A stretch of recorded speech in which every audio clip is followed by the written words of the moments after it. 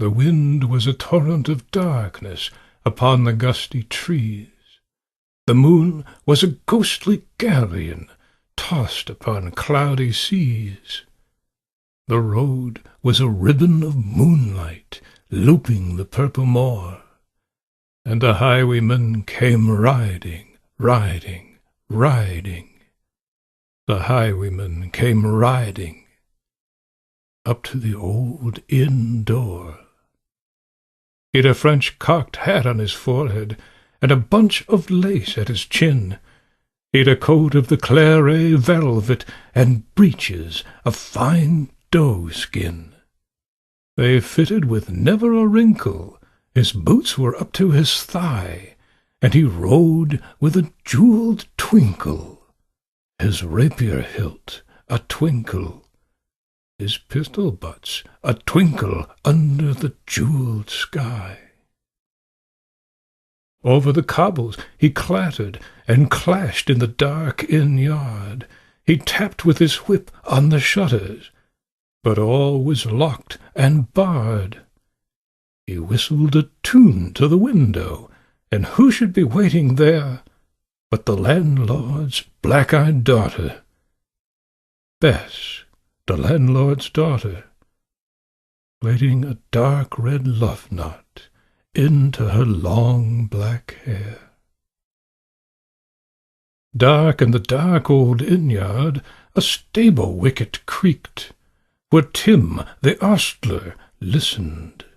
His face was white and peaked, his eyes were hollows of madness, his hair like mouldy hay. But he loved the landlord's daughter, the landlord's black-eyed daughter. Dumb as a dog he listened, and he heard the robber say, "One kiss, my bonny sweetheart, I'm after a prize to-night, but I shall be back with the yellow gold before the morning light. Yet if they press me sharply and harry me through the day, then look for me by moonlight. Watch for me by moonlight.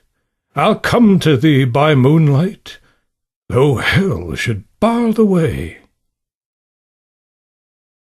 He stood upright in the stirrups. He scarce could reach her hand, but she loosened her hair in the casement. His face burnt like a brand, as the sweet black waves of perfume came tumbling o'er his breast. Then he kissed its waves in the moonlight. Oh, sweet black waves in the moonlight! And he tugged at his reins in the moonlight, and galloped away to the west. He did not come in the dawning. He did not come at noon. But out of the tawny sunset, before the rise of the moon, when the road was a gypsy's ribbon over the purple moor, the red-coat troops came marching, marching, marching. King George's men came marching up to the old inn door. They said no word to the landlord. They drank his ale instead. But they gagged his daughter and bound her to the foot of her narrow bed. Two of them knelt at her casement, with muskets by their side.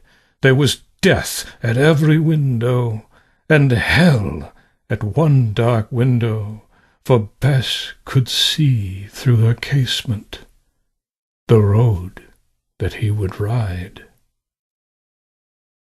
They had bound her up at attention, with many a sniggering jest.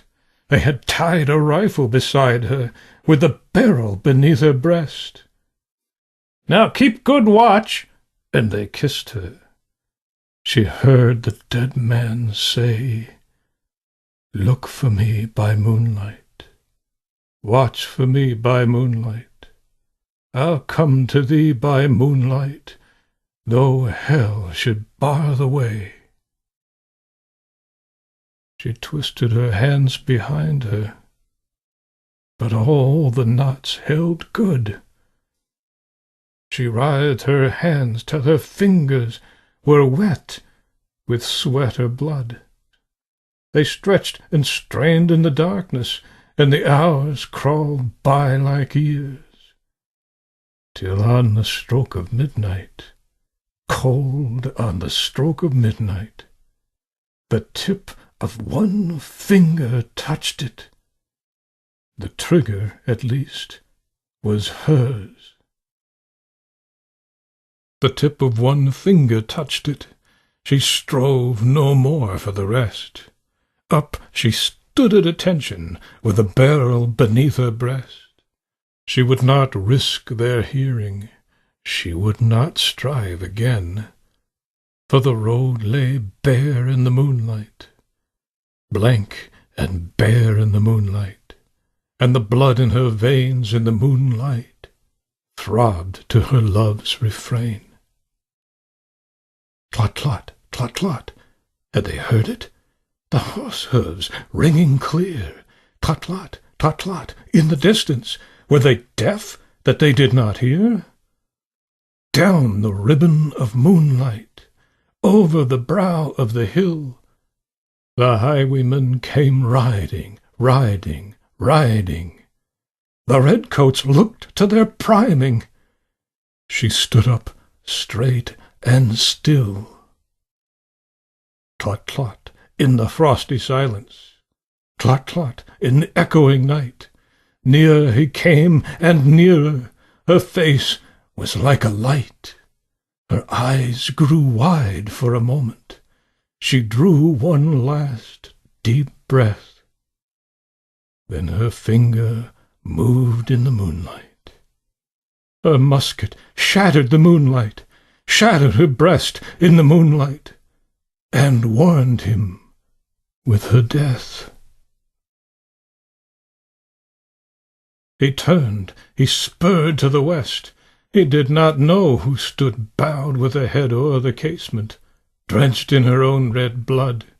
Not till dawn did he hear it, and his face grew grey to hear how Bess, the landlord's daughter, the landlord's black-eyed daughter, had watched for her love in the moonlight, and died in the darkness there.